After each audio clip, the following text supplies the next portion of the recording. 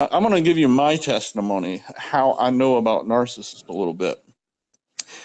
I was married to one, and I'm going to give you some prime examples of it right away. All right, so about 12 years ago, for me, I met someone, and I'm talking about quick response. This person, right off the bat, for me, I was always a person that just felt like I just was confident and felt like I needed to go what I'm looking for. And the person I was interested in was not interested in me. So I took it as a challenge. And many guys do that. They take it as a challenge if someone says no or rejection. So it's like, I'm going to turn that around. This person just, man, thought I was the unattractive joke, make fun of me kind of thing. But in a matter of a month or two, that person turned around and then said that they fell in love with me. And the other thing is they take the initiative immediately. They will use sexual ways, whichever they can, and they will try to get you to break whatever. Like for me, they'll try to get you to break like any ruling or anything you have. They will use sexual innuendo or anything they need. And this person actually proposed to me and yelled at me when I said no, because I felt uncomfortable. I didn't want to, we're talking in a matter of 3 or 4 months. And the female asked to marry me. I always thought that it was going to be me that would ask the woman and have everything set up. She even picked out the rings and stuff and says, oh, you know what would be a great plan? Because I was on a youth trip. She went without me knowing. I didn't find out years later. But she went individually to some of these youths. She wanted to make sure that she was on the trip. This was a trip, a field trip up to Tennessee that was just supposed to be me and the youth. She put herself in there to make sure she could go. And when we went and we were at the hotels and stuff, she tried to get me by myself away from the youth and went to go pick the rings out and went in privately to some of the one. We had a older lady that was in an abusive marriage that was helping with the youth. She was great. She was best friends with my mother. My mother used to help me in the youth ministry and everything like that. My ex-spouse went in to that volunteer, that lady that went through, a lot of drama and abuse, went in there and says that the only reason you're here is because the youth feel sorry for you.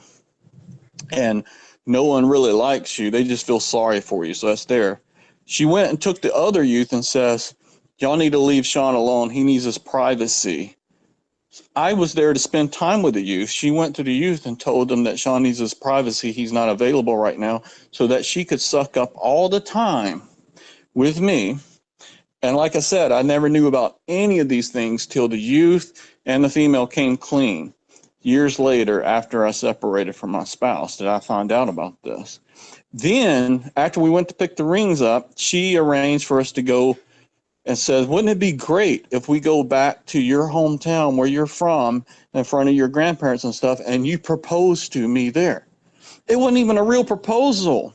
She wanted to have it as a display for everybody to see of my family as me proposing when she proposed a month or so beforehand.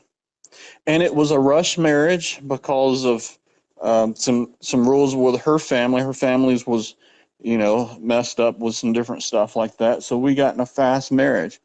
She said one time, immediately after we got married that she wanted a baby. She was pregnant within the next month, like right away. She threw me to the couch right away after a month of our marriage. Slept on it since then. It was very verbally abusive. She many times told me how much she hated me, did not like me, all kinds of stuff when we were married. I got sick and was in the hospital for a long time after a surgery and had an issue. She took to the hotel room to use with someone else's money, or actually I guess it was my money at that time, to throw a big party with her and the family there while I'm in the hospital. And then she went and said to the other family, she told my stepfather, after losing my mother, told my stepfather that was married to her and said that Sean doesn't want you around anymore. Please just don't come around. He says that you're not invited.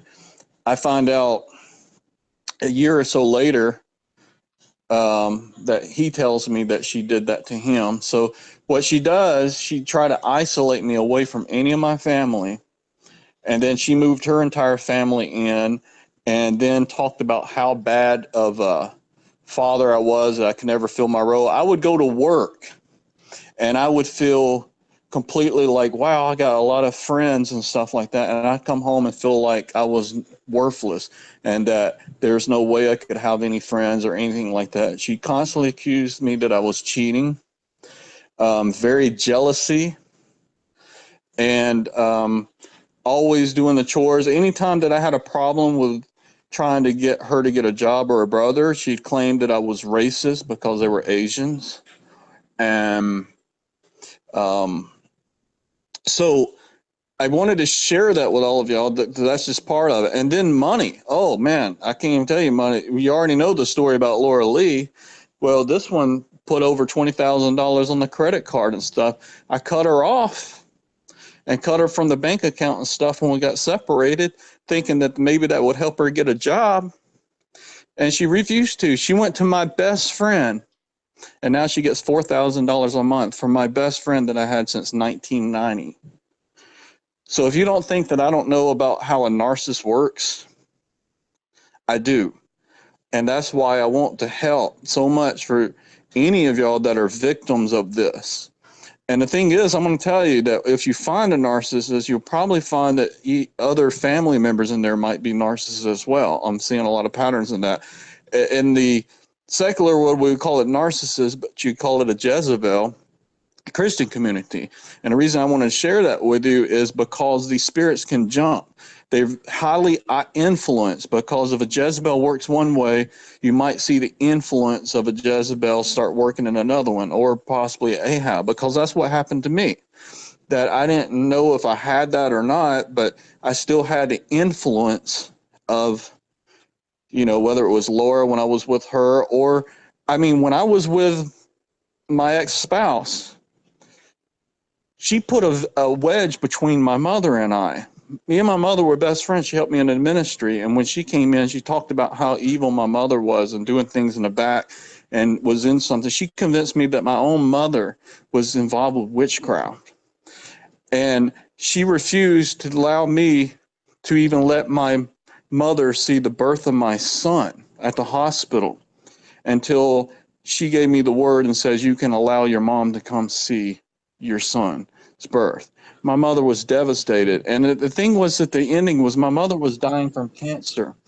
And here I was, still not in a good relationship with my mother or my stepdad at the moment, until it came to when she died. We were there at the hospice, and I wanted my mother to, you know, believe in healing and for her to heal. And I had a big fight with my ex-spouse.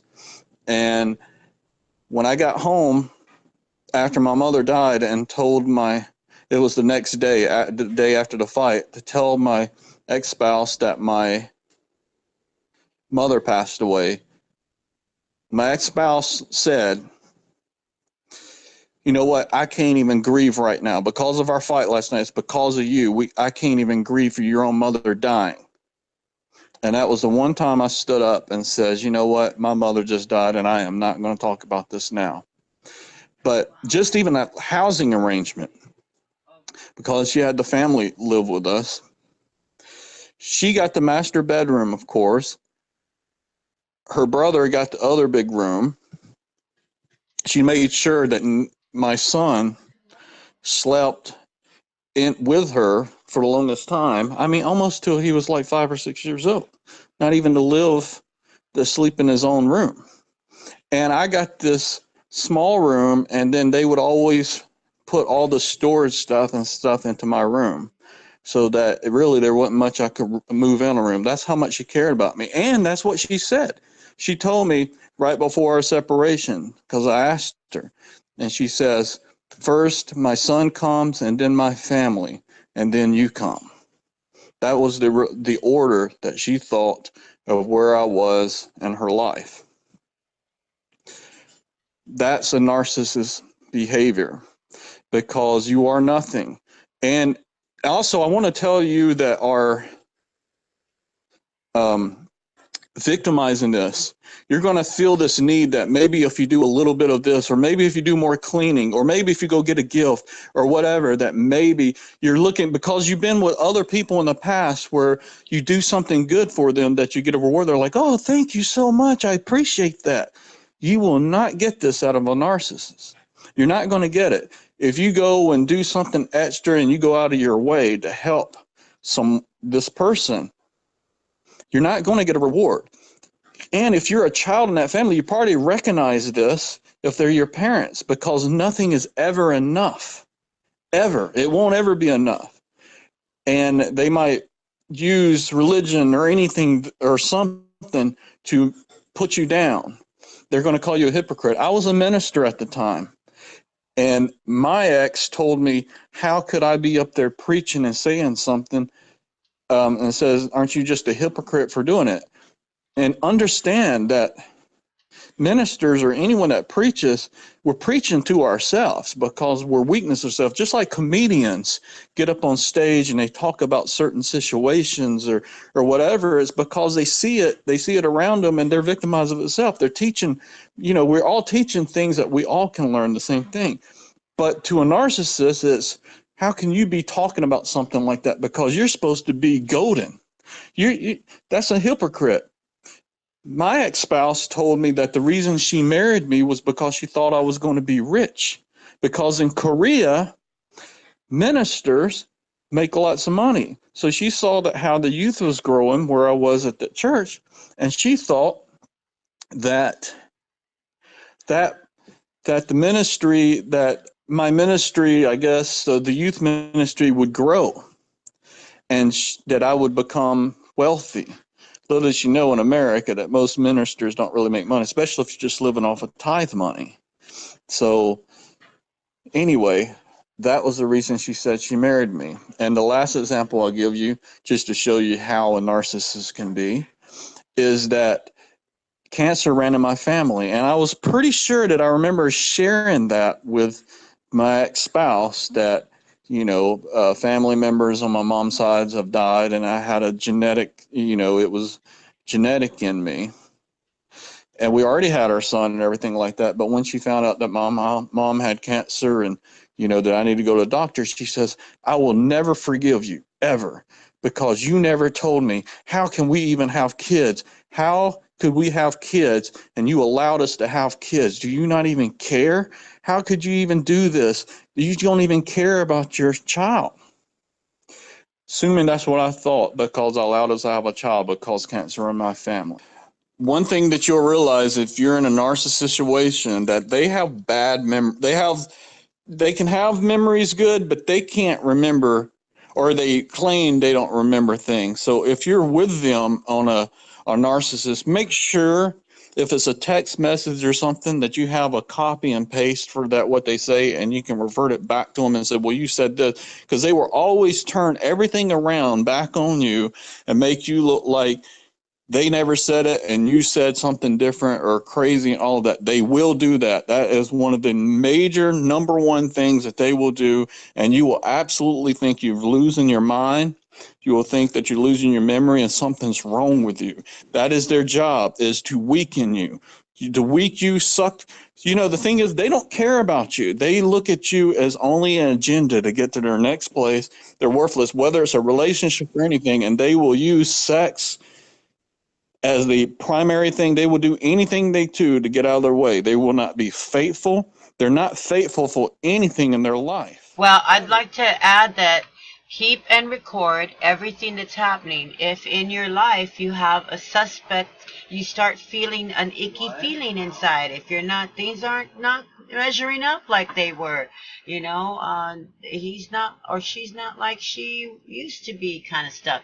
And the reason you keep record is so that that way you can use it to your benefit, so you know that you're not losing your mind, and in case you need to use it for exposure or legal matters, you know, depending on how the severity or the situation of the situation. You know, that's a very good idea. Now, a praise report for those that are concerned about me saying about my son or about genetics in there.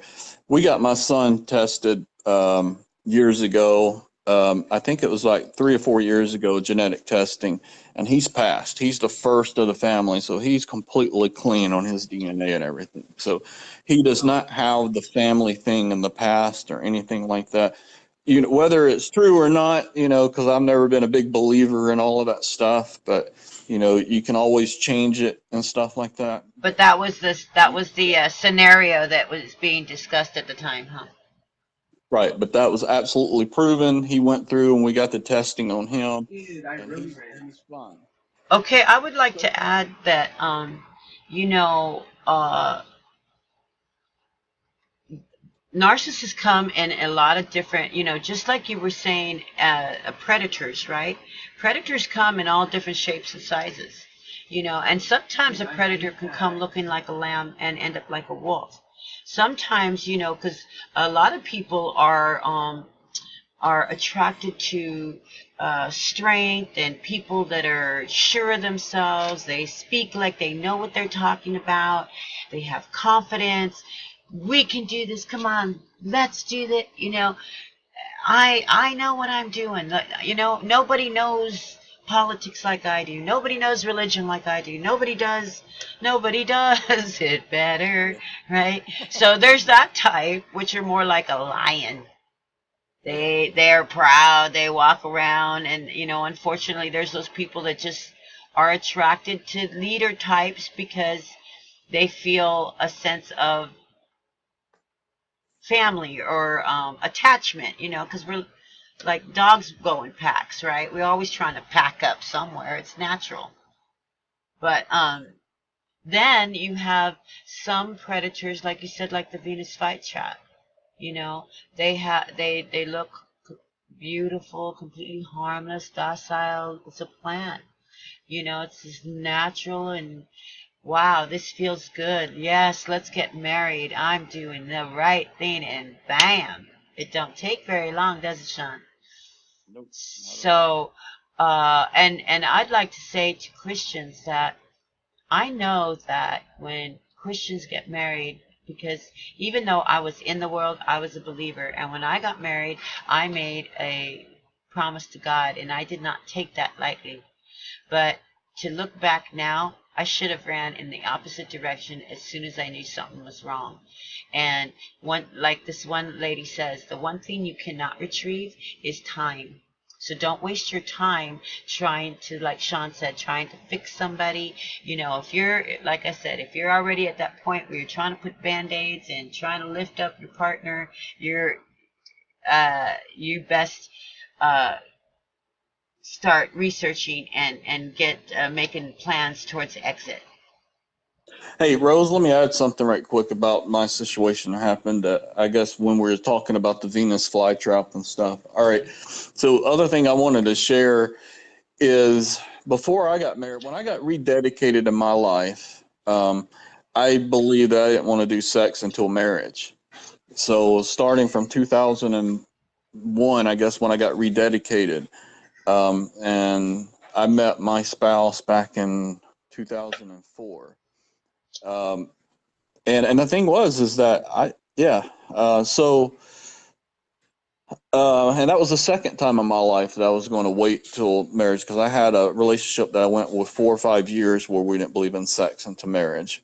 So this is the second one I was doing, rededicating my life.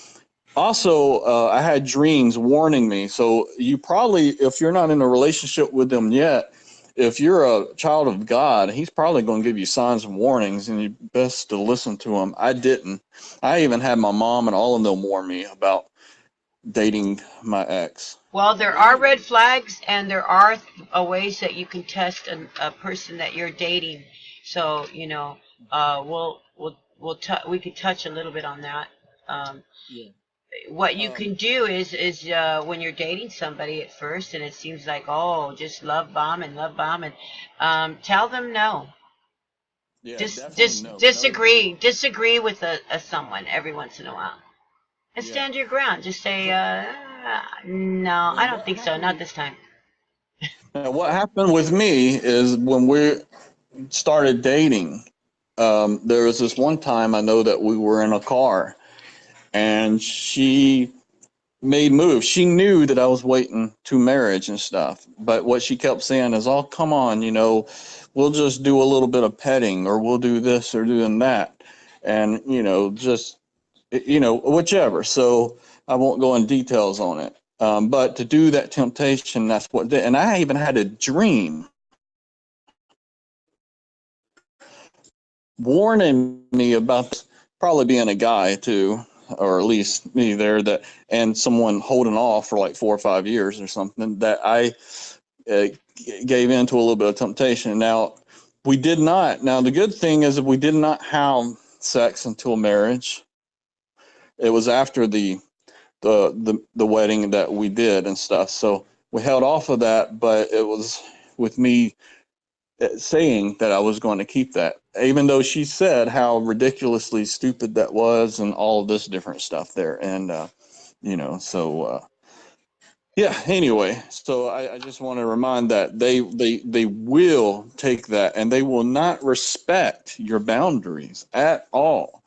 Well, sexual perversion and lascivious is also another characteristic of a narcissist. When they have no feelings, no compassion, soulless, demonic filled people, what happens is, they just, they don't care. So, they Yeah, don't have. they don't respect you. They're not. You are a prey to them, and that's all you are. And I'm sorry to say Sex it. I know it hurts sex is really a to some tool. That's people. what I was gonna say. Yeah, right, right. It's a tool. It's just another something else they use. And I can tell you, in our society, we find a lot of that stuff going on now. I mean, there's many times you'll find ones that even if you're a teenager and you're like 17 or 18, if you get with a girlfriend and she wants to hurry to have sex because the moment she starts speaking, she wants to have a family immediately and stuff. And I warn any kid, if you're thinking about a career and you wanting to, go to college or be alone or something, don't get involved with a woman that wants a family immediately right there, because she's immediately probably thinking about trying to have sex in order to get a baby really quick, and then that ties you down to where you got to Well, go. And what I've told my children is, that to when you meet somebody, find out if they loved their parents, the people that yes, raised yes, them.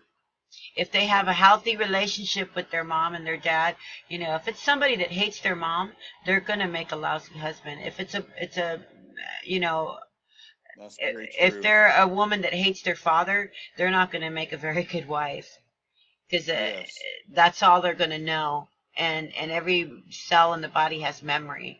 So we have to remember that. That's why God says to turn away from temptation, because the cells in our body remember and fall for temptation. But if we turn away from it, God blesses us and removes it from us. I'm living proof yes, of that. So right. the person that is, if you're a person that is struggling, in trouble, you had it, you have to come to, and only you can do this. You have to come to a point where you're done, and you have to surrender to the fact that this person is evil and abusive for you. You have to accept it and label them so that you don't go back, because the number one thing a narcissist does and loves to do is play the victim. And that's how they who suck you back in. You know what, Rose? I want to add something else to you. You said a good point, and this is going to be outside of narcissism, but but you said abuse.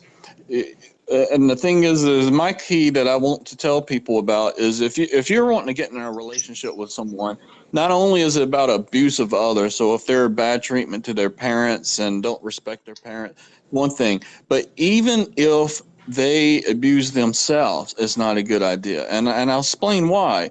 Because if they're down on themselves or cutting themselves down or all of that, and if you're a confident person and saying, I know it, I'm just saying is one thing to be a friend with someone and help, but when sometimes you're going to find people that are abusive to themselves, they're going to drag you down and drown you with them. Well, unfortunately, narcissists come along. Well, not that you're speaking of narcissists, but for narcissists, they come along with a mask. They have this mask, and they mirror who you are or who they believe you want in a person, and that's how that rocks. That's very true. And you know what? And I'll share something with y'all. Someone I just met recently. I've met supposedly I thought is a friend just a week or so ago. And the person started sharing with me about their narcissist family and people they're involved with, a lot of it. But as I spend time and I talked with this person a little bit, I started seeing some flags up immediately because I started seeing patterns. One thing was seeing pictures of this person. First off, the first thing I noticed was there was a lot of eyes. Like I did this. And the other thing is, and I noticed with all narcissists is they're always complaining about other people around them. They're never if everybody else could do a thing. And I noticed that this person's started talking. It was like it was starting to drown me immediately because I was starting to hear there was nothing positive that this person ever could say about anybody else around them. And I'm like, okay, there's the second flag. Third flag, I started noticing this, brought up pictures to show like how bad the place looked that they were staying at, but then how involved and how great in cleaning she could. Why did I need to see pictures of how good of a job that she cleaned and then how bad it would be 20 minutes later? It was a victim card. So if I could interject, I would like to say that's why it is so vital for people that are suffering right now to come to the understanding that even though you're suffering and you feel like you are dying, or you feel like you'd be better off dead or whatever, totally destitute, this experience is to bless you in the future so that you don't make these mistakes again, so you can see these red flags coming. And now Sean is able to do that because of what he's experienced in the past. So don't think that it's something that you are being cursed with. It is something you are experiencing. Yes, they were your bad decisions. Pick up your responsibility. Ask for, forgive yourself, and surrender the fact that you're in love with somebody that is abusive, and label them, and then start, taking steps to get out of that situation at any cost, because narcissist, psychopath, demonic-filled Jezebels, and sociopaths will destroy everything and everyone in their path with their money, their relationships, their body, mind, and soul, brother. They're there to completely, absolutely destroy you and devour you. And you're thinking, oh, I love them, and so it's a hard little flip to do. And sometimes, we think we love, something, but once you snap out of the spiritual coma that you have been in from the abuse, then you realize that you hate those things that you did at one time loved. And you would never, ever go back to that again. But while you're experiencing it, while you're suffering and still addicted or still under the spell of this person, you're going to feel like, oh, I love them. Maybe I can fix them, like Sean said. But the truth is all you're doing is wasting precious time. Especially if you're listening to this, that maybe that's God telling you, Hey, time, there's a lot of support out there, and that's all you need when you're fall. And everybody slips. We all slip and fall. We all fall short of the glory of God. If you're a secular person, then, we all make mistakes. But I feel they're bad decisions, and we receive lessons, experience, and wisdom, and blessings. Right.